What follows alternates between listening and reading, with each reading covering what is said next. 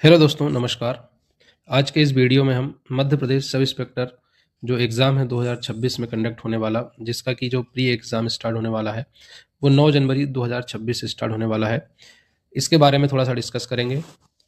इस pre exam में total जो है वो 100 क्वेश्चन पूछे जाएंगे और प्रत्येक क्वेश्चन 1 नंबर का रहेगा। तो 100 क्वेश्चन 100 मार्क्स के रहेंगे और इसके लिए 2 घंटे का समय प्रत्येक विद्यार्थी को मिलेगा, यानी इसका जो समय है वो 2 घंटे का रहेगा। अब इस एग्ज़ाम में जो प्री का सिलेबस दिया गया है, सिलेबस ऑफ प्री एग्ज़ाम, उसके बारे में थोड़ा सा डिस्कस कर लें। तो इसमें जो टॉपिक हैं वो 10 टॉपिक दिए गए हैं, जिसमें पहला है हिंदी भाषाई बोध, दूसरा है अंग्रेजी भाषाई बोध, तीसरा है विश्लेषणात्मक क्षमता, चौथा है इतिहास, भूगोल पांचवा है, छठा है विज्ञान, सातवां है नागरिक शास्त्र, आठवां है बुनियादी कंप्यूटर ज्ञान, नौवां है तर्क शक्ति और 10वां है करंट अफेयर्स। तो इसमें 10 टॉपिक जो है हमको दिए गए हैं और क्वेश्चन यहाँ पर बनेंगे 100। तो ये मान के चलिए कि प्रत्येक टॉपिक से 10 क्वेश्चन बन सकते हैं। ठीक है, 10 क्वेश्चन जो है वो पर टॉपिक बन सकते हैं, लेकिन ये स्टैंडर्ड नहीं है। जरूरी नहीं है कि पर क्वेश्चन पर टॉपिक 10 क्वेश्चन बने, कम ज़्यादा भी हो सकता है, लेकिन अभी हम ये मान के चल रहे हैं। इसका जब पहला पेपर होगा तब हमें समझ में आएगा कि प्रत्येक टॉपिक से 10 क्वेश्चन ले रहे हैं या कुछ कम ज़्यादा है। तो अभी जो मैं आपसे चर्चा करने जा रहा हूँ वो इस विषय में है कि मैं यहाँ पर अभी इस वीडियो में आपको हिंदी भाषाई बोध के बारे में बताने वाला हूँ। तो बने रहिए वीडियो में अंत तक। सबसे पहले हिंदी भाषाई बोध की हम बात करें तो हिंदी में हमारे पास जो पढ़ने के लिए टॉपिक हैं वो बहुत सारे टॉपिक हैं और काफ़ी छोटे छोटे टॉपिक हैं, आराम से समझ में आ जाएंगे। मैं इस चैनल के माध्यम से आपको पूरे टॉपिक यहाँ पर अच्छे से क्लियर करवा दूंगा। तो इसमें हम जो पढ़ने वाले हैं वो है वर्णमाला, वर्तनी, संधि, उपसर्ग प्रत्यय, समास, शब्द भेद, संज्ञा, सर्वनाम, विशेषण, क्रिया, कारक, पर्यायवाची शब्द, विलोम शब्द, अनेक शब्दों के लिए एक शब्द, मुहावरे एवं लोकोक्ति, रस, छंद, अलंकार और हिंदी साहित्य के बारे में भी मैं आपको बताऊंगा। और सबसे मेन टॉपिक जो है वो संवैधानिक अधिकार, संविधान में हिंदी के बारे में क्या लिखा गया है, कहाँ लिखा गया है, वो सभी इसमें मैं आपको बताऊंगा। तो टोटल कुल जो हमारे 20 टॉपिक हैं हिंदी के, वो मैं आपको इस चैनल के माध्यम से करवाने वाला हूँ। अभी पहले मैं आपको थोड़ा सा ओवरव्यू दे देता हूँ हिंदी का, फिर आगे चलते हैं। तो हिंदी के बारे में अगर हम देखें तो हिंदी भाषा की जो आदि जननी है वो संस्कृत है। इसका मतलब कि हिंदी का जो विकास हुआ है वो संस्कृत भाषा से हुआ है। संस्कृत से पाली, पाली से प्राकृत भाषा से होती हुई अपभ्रंश तक पहुंचती है। संस्कृत जो है वो पाली, प्राकृत और अपभ्रंश भाषा से होती हुई अपभ्रंश भाषा तक पहुंचती है। फिर अपभ्रंश से अवहट्ट होता है और अवहट्ट से गुजरती हुई प्राचीन या प्रारंभिक हिंदी का रूप ले लेती है। तो यहाँ पर जो संस्कृत से हिंदी का विकास क्रम है वो हम देख लेते हैं किस प्रकार है। तो संस्कृत से पाली, पाली से प्राकृत, प्राकृत से अपभ्रंश, अपभ्रंश अवहट्ट और अवहट्ट के बाद प्राचीन हिंदी का विकास हुआ है। तो ये जो पूरा विकास क्रम है वो हिंदी का है। ये बहुत जरूरी है आपको याद रखना। ठीक है, इसको याद रखना बहुत जरूरी है। संस्कृत से पाली, पाली से प्राकृत, प्राकृत से अपभ्रंश, अपभ्रंश से अवहट्ट और उसके बाद प्राचीन हिंदी का जो है वो नंबर आता है, तो प्राचीन हिंदी बनती है। आगे देखते हैं अपभ्रंश से आधुनिक भारतीय भाषाओं का विकास। ठीक है, जो अपभ्रंश भाषा थी उससे जो आधुनिक भारतीय भाषाओं का विकास हुआ वो देख लेते हैं। ये बहुत जरूरी है और बहुत अच्छा क्वेश्चन है, ये पूछा जाता है। तो अपभ्रंश का जो भेद है एक सौर सैनी है। सौर सैनी से कौन कौन सी भारतीय भाषाओं का विकास हुआ?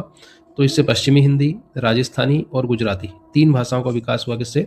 सौर सैनी से, पश्चिमी हिंदी, राजस्थानी और गुजराती। वहीं अर्धमागधी की बात करें तो इससे पूर्वी हिंदी का विकास हुआ।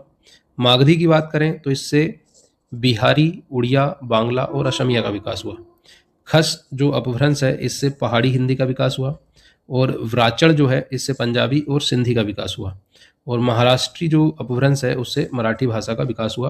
तो ये काफ़ी इंपॉर्टेंट हो जाता है, इसको आप जरूर याद रखिएगा कि कौन सी अपभ्रंश से किस हिंदी भाषा का विकास हुआ है। ठीक है, आगे अगर हम बात करें तो हिंदी क्षेत्र की जो समस्त बोलियां हैं इनको 5 वर्गों में बांटा गया है और इन वर्गों को उपभाषा कहा जाता है। ठीक है, हिंदी के क्षेत्र में जो समस्त बोलियां बोली जाती हैं इनको 5 वर्गों में बांटा गया है और इन 5 वर्गों में इनको जो बांटा गया है तो इन वर्गों को उपभाषा कहा जाता है और इन उपभाषाओं के अंतर्गत हिंदी की 17 बोलियां आती है। ठीक है, तो यहाँ पर ये याद रखना जरूरी है कि हिंदी की जो कुल उपभाषा है वो है 5 और इसकी बोलियां हैं 17। कौन कौन सी है मैं आपको दिखाता हूँ। सबसे पहले हम देखते हैं उपभाषा और फिर बोलियां। तो ये जो राजस्थानी उपभाषा है इसकी बोलियां हैं मारवाड़ी जो कि पश्चिमी राजस्थान में बोली जाती है, जयपुरी या ढूंढाड़ी ये पूर्वी राजस्थान में बोली जाती है, मेवाती जो है वो उत्तरी राजस्थानी है, और मालवी जो है वो दक्षिणी राजस्थानी है। तो राजस्थानी में आप याद रखिएगा मारवाड़ी, जयपुरी, मेवाती और मालवी ये अलग अलग क्षेत्र में बोली जाती हैं। ये राजस्थानी उपभाषा की 4 बोलियां हैं। वहीं अगर हम बात करें पश्चिमी हिंदी की तो इसमें आती है कौरवी या खड़ी बोली, बंगारू या हरियाणवी, ब्रजभाषा, बुंदेली और कन्नौजी। ये पश्चिमी हिंदी की बोलियां हैं, पश्चिमी उपभाषा हिंदी है उसकी ये बोलियां हैं 5 बोली। वहीं अगर हम बात करें पूर्वी हिंदी तो पूर्वी हिंदी में है अवधी, बघेली और छत्तीसगढ़ी। ठीक है। बिहारी हिंदी में बात करें तो इसमें भोजपुरी, मगही और मैथिली ये 3 आती हैं। और वहीं अगर हम पहाड़ी उपभाषा की बात करें तो इसमें कुमायूनी और गढ़वाली ये 17 बोलियां आती हैं। 5 उपभाषाएं हैं। ठीक है, ये 5 उपभाषा और 17 बोलियां हैं। ये याद रखने वाली चीज़ है, जरूर याद रखिएगा इसको। ठीक है, तो अभी हमने जो हिंदी का थोड़ा सा ओवरव्यू देखा और मैंने आपको भी बताया था कि हिंदी के हम 20 टॉपिक करने वाले हैं। तो इन 20 टॉपिक में अभी जो है मैं आपको करवाने वाला हूँ अनेक शब्दों के लिए एक शब्द। ठीक है, अनेक शब्दों के लिए एक शब्द, इस टॉपिक के बारे में आपको मैं यहाँ पर बताने वाला हूँ। तो अनेक शब्दों के लिए एक शब्द के टॉपिक की अगर हम बात करें तो यहाँ क्या होता है, एक पूरा वाक्य दिया रहता है और उसके लिए हमें सिर्फ एक शब्द का उपयोग करना होता है। जैसे कि यहाँ पर एक पहला जो वाक्य दिया है, जिसकी कल्पना ना की जा सके, तो उसे क्या कहेंगे? एक शब्द में अगर हमें बताना है इस पूरे वाक्य को तो उसको हम कहेंगे अकल्पनीय। जिसकी कल्पना न की जा सके उसे हम कहेंगे अकल्पनीय। जो कहा न जा सके तो इसे कह देंगे अकथनीय, जो कहा न जा सके।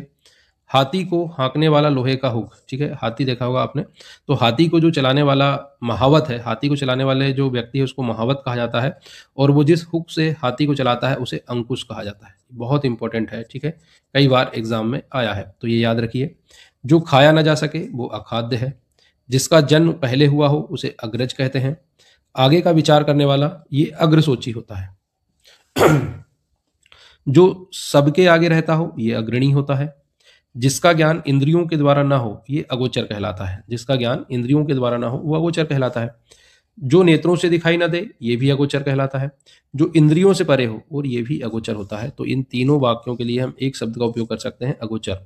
जिसका ज्ञान इंद्रियों से के द्वारा ना हो अगोचर, जो दिखाई नेत्रों से न दे वो अगोचर, और जो इंद्रियों से परे हो वो भी अगोचर। अगला है समाचार पत्र का मुख्य लेख, तो इसे अग्रलेख कहा जाता है। जो खाली न जाए वो अचूक है। जो अपने स्थान या स्थिति से अलग न किया जा सके उसे अच्युत कहा जाता है। जिसकी चिंता नहीं हो सकती ये अचिंत्य है। जो छूने योग्य ना हो उसे अछूत कहते हैं। जो छुआ न गया हो वो अछूता है। ठीक है, जो आज तक छुआ न गया हो वो अछूता है। जो बूढ़ा ना हो इसे अजर कहते हैं, और जो कभी ना मरे वो अमर होता है, और जो कभी बूढ़ा ना हो वो अजर होता है। जिसका कोई शत्रु उत्पन्न ना हुआ हो ये होता है अजात शत्रु। जिसे जीता न जा सके इसे कहते हैं अजेय। जिसे जीता न जा सके उसे अजेय कहा जाता है। जो जाना न गया हो ये अज्ञात है। जो कुछ नहीं जानता हो इसे अज्ञ कहा जाता है। ठीक है, जो कुछ न जानता हो वो अज्ञ कहलाता है। जिसके कुल का पता ज्ञात ना हो ये अज्ञात कुल। जिस हंसी से अट्टालिका तक हिल जाए इसे कहते हैं अट्टहास। काफी जोर से हंसना, जिस हंसी से अट्टालिका तक हिल जाए उसे अट्टहास कहते हैं। जो अपनी बात से न टले इसे अटल कहा जाता है। न टूटने वाला ये अटूट होता है। जो अपनी जगह से न डिगे ये अडिग होता है। ठीक है, जो आढ़त का व्यापार करता हो वो आढ़तिया कहलाता है। पदार्थ का सबसे छोटा कण अणु कहलाता है। सीमा का अनुचित उल्लंघन ये अतिक्रमण होता है। जिसके आने की तिथि ज्ञात ना हो वो अतिथि कहलाता है। काफी इंपॉर्टेंट क्वेश्चन है ये, जिसके आने की तिथि ज्ञात ना हो अतिथि। किसी कथा के अंतर्गत आने वाली दूसरी कथा तो इसे अंतः कथा कहा जाता है। जो सबके मन की जानता हो ये अंतर्यामी। आवश्यकता से अधिक वर्षा ये अतिवृष्टि होती है। किसी बात या कथन को बढ़ा चढ़ाकर कहना ये अतिशयोक्ति होती है। ठीक है, ये अतिशयोक्ति होती है, किसी बात या कथन को बढ़ा चढ़ाकर कहना। जो बीत गया है वो अतीत है। इंद्रियों की पहुंच से बाहर ये अतीन्द्रिय होता है, या अगोचर भी इसको कहते हैं। जिसकी तुलना न की जा सके वो अतुलनीय है। जो दबाया न जा सके वो अदम्य है। जो देखा न जा सके इसे अदृश्य कहते हैं। जिसके समान दूसरा ना हो ये अद्वितीय है। जो देखने योग्य ना हो वो अदर्शनीय है। जो पहले न देखा गया हो ये अदृष्ट पूर्व है। धर्म या शास्त्र के विरुद्ध कार्य ये अधर्म कहलाता है। अधिकार या कब्जे में आया हुआ ये अधिकृत होता है। सर्वाधिकार संपन्न शासक या अधिकारी इसे अधिनायक कहा जाता है। विधानमंडल द्वारा पारित या स्वीकृत नियम ये अधिनियम होता है। किसी पक्ष का समर्थन करने वाला अधिवक्ता कहलाता है। किसी सभा संस्था का प्रधान या मुख्य ये अध्यक्ष होता है। नीचे की ओर मुख किए हुए अधोमुख कहलाता है।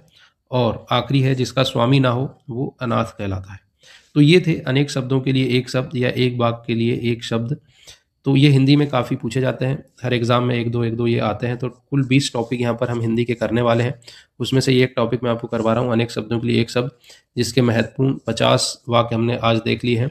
अगले वीडियो में हम इसके आगे के वाक्य देखेंगे और लगभग मैं ये मानता हूँ कि लगभग 500 तक आपको ये एक अनेक शब्दों के लिए एक शब्द के जो प्रैक्टिस है मैं आपको यहाँ पर करवाने वाला हूँ।